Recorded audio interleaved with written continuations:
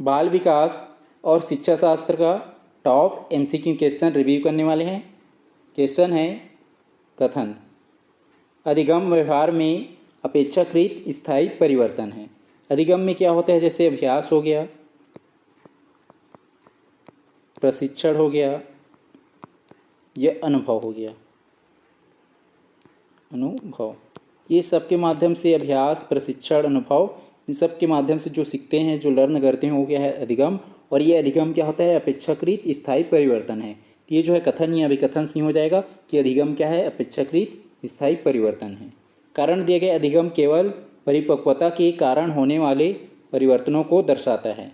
तो ये जो है कारण गलत हो जाएगा, क्योंकि परिपक्वता क्या है, ये जैविक प्रक्रिया है। जैविक प्रक्रिया मतलब ये जन्मजात होता है परिपक्वता, जबकि जो अधिगम क्या होता है, ये अर्जित किया जाता है। ये दोनों अलग अलग है, इसलिए जो कारण गलत हो जाएगा। लेकिन जो ये कथन या अभिकथन सही है, इसमें जो है अभिकथन सही लेकिन कारण गलत है।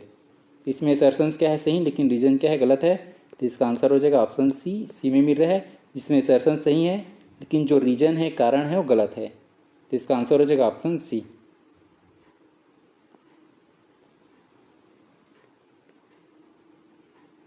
प्रश्न है सही सुमेलित कीजिए। पी में दिया है थार्नडाइक। थार्नडाइक, तो इन्होंने कौन सा सिद्धांत दिया है, तो थार्नडाइक ने इन्होंने सिद्धांत दिया प्रयत्न एवं त्रुटि का सिद्धांत। प्रयत्न और त्रुटि का सिद्धांत ये कब आया था, ये 1898-97 के आसपास आया था। ये पी का हो जाएगा 3, पी का 3। उसका जो क्यों दिया है पावलोव, तो पावलोव ने कौन सा सिद्धांत दिया, ये शास्त्रीय अनुबंध का सिद्धांत। और सिद्धांत कब दिया था इन्होंने, लगभग 1904 के आसपास।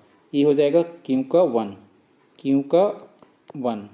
उसके बाद आर दिया है कोहलर, तो कोहलर ने कौन सा सिद्धांत दिया है, तो कोहलर ने ये अंतर्दृष्टि का सिद्धांत दिया है। ये जो है कब दिया था, लगभग ये 1912 से 20 के आसपास। तो कोहलर ने अंतर्दृष्टि का सिद्धांत दिया है। और उसके बाद जो है अंतर्दृष्टि सिद्धांत या अंतर्दृष्टि का अधिगम। इसका जो एस दिया है स्किनर, तो स्किनर ने कौन सा सिद्धांत दिया, ये क्रिया प्रसूत अनुबंधन का सिद्धांत। ये कब दिया था, और ये 1938 में। अब इसको मैच इट कर लेंगे। ये एस का हो जाएगा 4 और आर का हो जाएगा 2, पी का 3। तो पी का 3 जिसमें नहीं उसको हटा देंगे, तो पी का 3 ऑप्शन सी बस में है। तो इसका आंसर हो जाएगा ऑप्शन सी। पी का हो जाएगा 3, क्यू का 1, आर का 2 और एस का 4। तो इसका आंसर हो जाएगा ऑप्शन सी।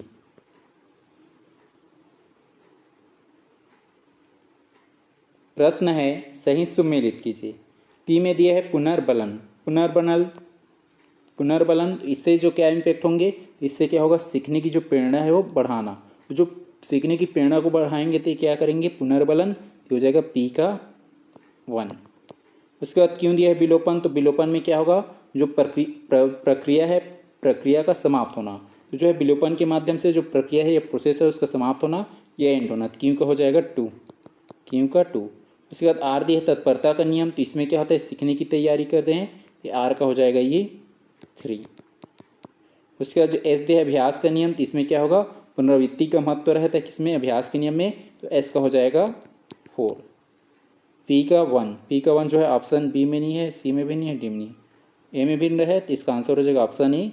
पी का हो जाएगा 1, उसके बाद क्यू का 2, आर का 3 और एस का 4। तो इसका आंसर हो जाएगा ऑप्शन ए।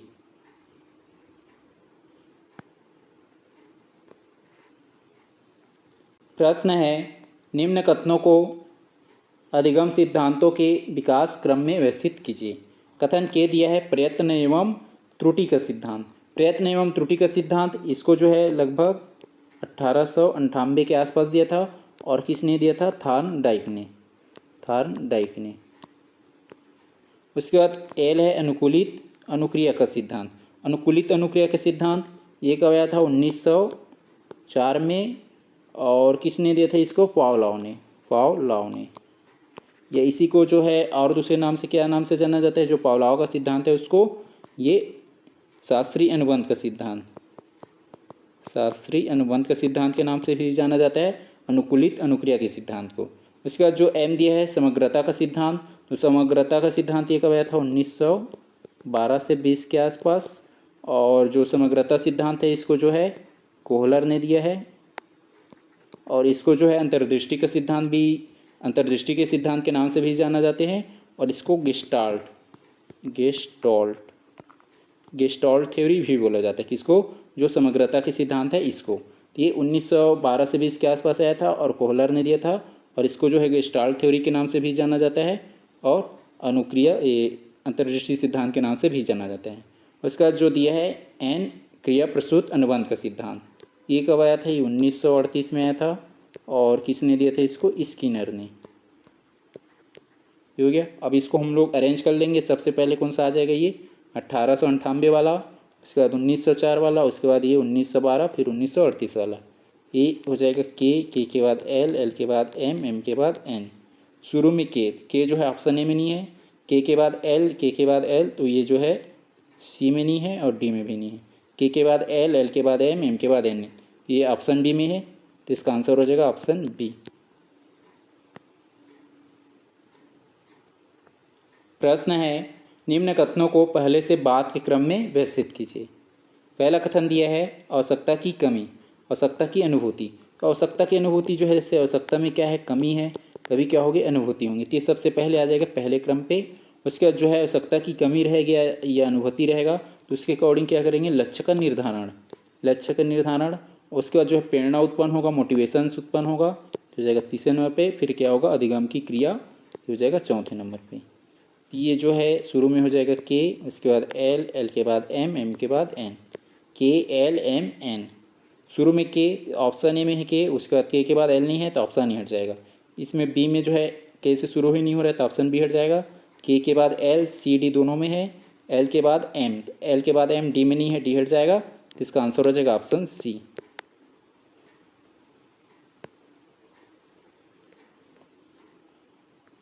प्रश्न है, अधिगम या लर्निंग की प्रकृति और विशेषताओं के संबंध में निम्नलिखित में से कौन से कथन सही हैं? सही कथन की चुनाव करना है। पहला कथन दिया है, अधिगम एक निरंतर और जीवन पर्यंत चलने वाली प्रक्रिया है। ये जो है ये कथन एल सही हो जाएगा। अधिगम क्या है? एक निरंतर और जीवन पर्यंत चलने वाली ये प्रक्रिया है, तो कथन एल सही है। जिस ऑप्शन में कथन एल नहीं है उसको हटा देंगे।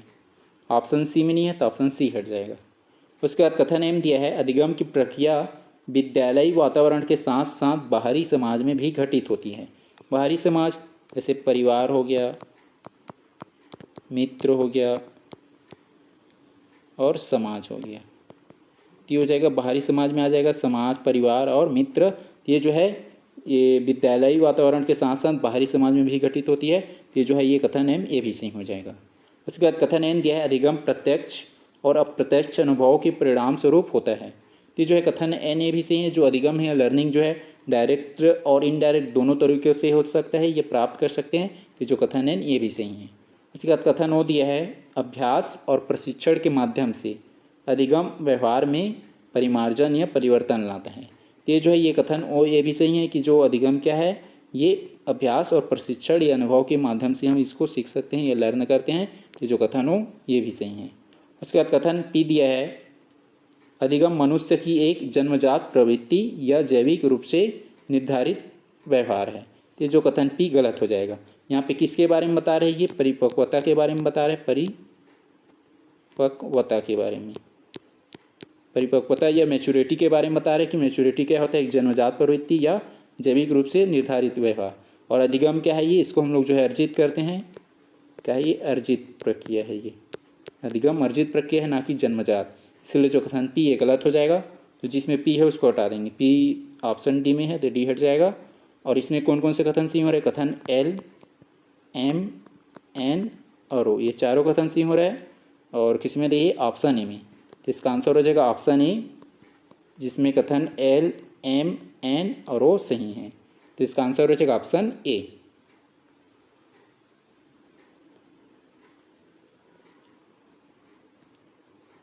क्वेश्चन है, निम्न में से कौन सा कथन सही है? सही कथन की चुनाव करना है। पहला कथन दिया है एल, पुनर्बलन अधिगम को सुदृढ़ बनाता है। तो जो है ये कथन एल सही हो जाएगा। पुनर्बलन है, ये क्या करता है? जो अधिगम है या लर्निंग है उसको सुदृढ़ या स्ट्रॉन्ग बनाता है। तो जो कथन एल सही है। तो जिस ऑप्शन में नहीं है उसको हटा देंगे। ऑप्शन बी में नहीं है तो ऑप्शन बी हट जाएगा। उसके बाद कथन एम दिया है, प्रेरणा या मोटिवेशंस अधिगम को या लर्निंग को प्रभावित करता है। तो ये करती है। तो जो कथन एम ये भी सही है। जो अधिगम है ये मोटिवेशंस है, मोटिवेशंस या प्रेरणा, ये अधिगम या लर्निंग को क्या करता है, इम्पैक्ट करता है, ये प्रभावित करता है। तो जो कथन है ये भी सही है। तो ऑप्शन डी में एम नहीं है, तो ऑप्शन डी को हटा देंगे। उसके बाद जो है कथन एन है, थकान अधिगम में बाधक हो सकती है। तो जो है कथन एन ये भी सही, थकान जो क्या है अधिगम में बाधक हो सकती है, यह बैरियर हो सकती है। तो जो कथन एन ये भी सही है। उसके बाद कथन हो दिया है, रुचि अधिगम को प्रभावित करती है। तो जो कथन हो ये भी सही है कि रुचि या इंटरेस्ट जो है अधिगम या लर्निंग को प्रभावित करती है। तो जो कथन हो ये भी सही है, सभी कथन सही हैं। तो इसका आंसर हो जाएगा ऑप्शन सी, जिसमें उपयुक्त सभी कथन सही हैं।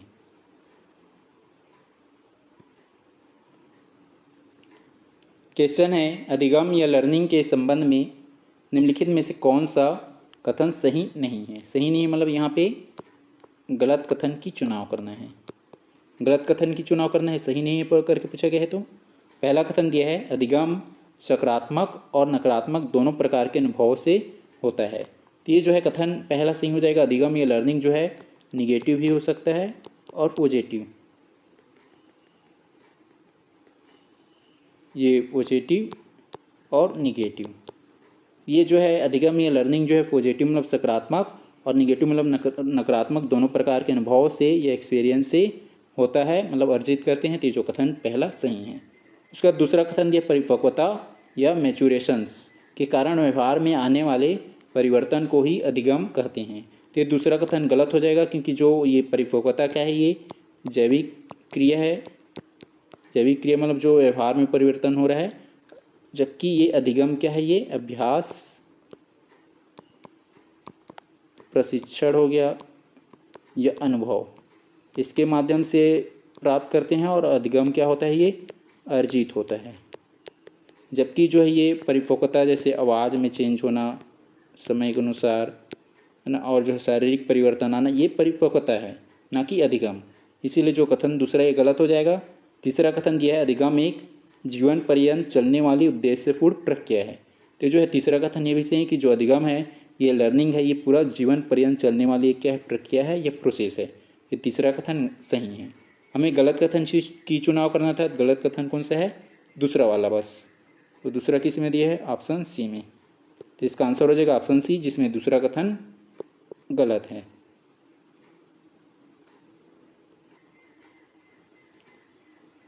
क्वेश्चन है, अचानक समस्या का समाधान सूझ जाना किस अधिगम सिद्धांत की प्रमुख विशेषता है, जिसका प्रतिपादन किसने किया था।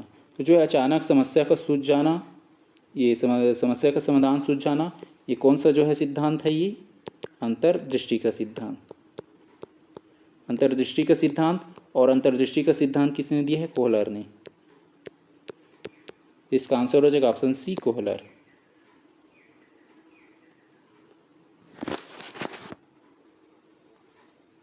प्रश्न है, अधिगम को प्रभावित करने वाला आंतरिक कारक कौन सा है। आंतरिक कारक बताना है, इंटरनल फैक्टर कौन सा है जो अधिगम या लर्निंग को प्रभावित करता है। तो इसका आंसर हो जाएगा ऑप्शन सी, मोटिवेशंस या प्रेरणा। जो मोटिवेशंस या प्रेरणा क्या है, ये आंतरिक या इंटरनल फैक्टर है जो अधिगम या लर्निंग को प्रभावित करता है। जबकि जो कक्षा कक्ष का वातावरण, ये बाहरी कारक है। शिक्षण विधि, ये भी बाहरी कारक है। और जो विद्यालय भवन, ये भी बाहरी कारक है। लेकिन यहाँ पे जो आंतरिक कारक पूछा गया है, तो आंतरिक कारक में क्या आ जाएगा, ये प्रेरणा या मोटिवेशंस। इसका आंसर हो जाएगा ऑप्शन सी।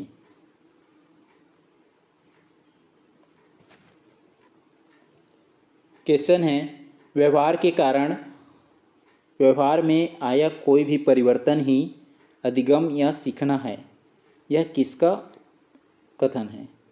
यहाँ पे बताना है कि व्यवहार के कारण व्यवहार में आया कोई भी परिवर्तन, ये अधिगम है या सीखना है, ये किसका कथन है।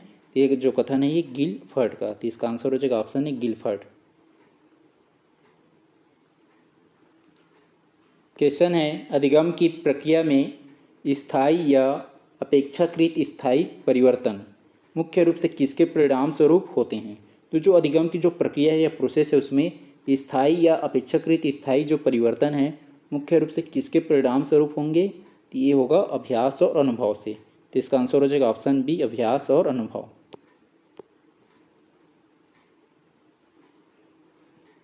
क्वेश्चन है, निम्नलिखित में से कौन सी अधिगम या सीखने की एक प्रमुख विशेषता नहीं है।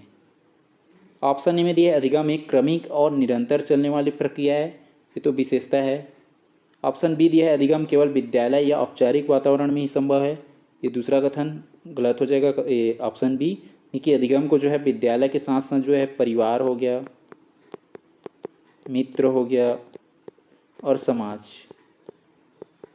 ये भी क्या है इसके माध्यम से औपचारिक वातावरण के अलावा ये जो है परिवार, मित्र, समाज, इसके माध्यम से भी अधिगम प्राप्त कर सकते हैं, अर्जित कर सकते हैं, ना कि केवल विद्यालय या औपचारिक वातावरण में। ये जो है ऑप्शन बी गलत हो जाएगा और यहाँ पे विशेषता नहीं है करके पूछे गए हैं, तो इसका आंसर हो जाएगा ऑप्शन बी।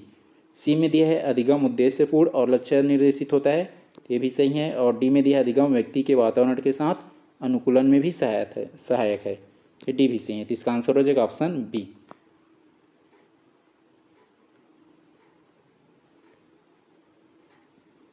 क्वेश्चन है अधिगम के 3 प्रमुख पक्ष या क्षेत्र कौन से हैं? इसका आंसर हो जाएगा ऑप्शन ए। अधिगम का जो 3 प्रमुख क्षेत्र कौन कौन सा है? ज्ञानात्मक हो गया, भावात्मक हो गया और क्रियात्मक या गत्यात्मक, तो इसका आंसर हो जाएगा ऑप्शन ए।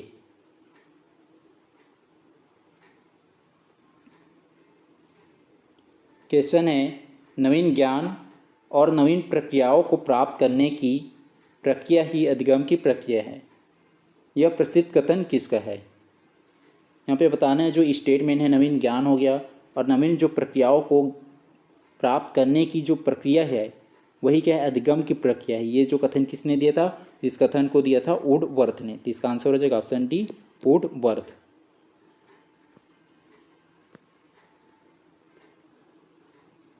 क्वेश्चन है सही सुमेलित कीजिए।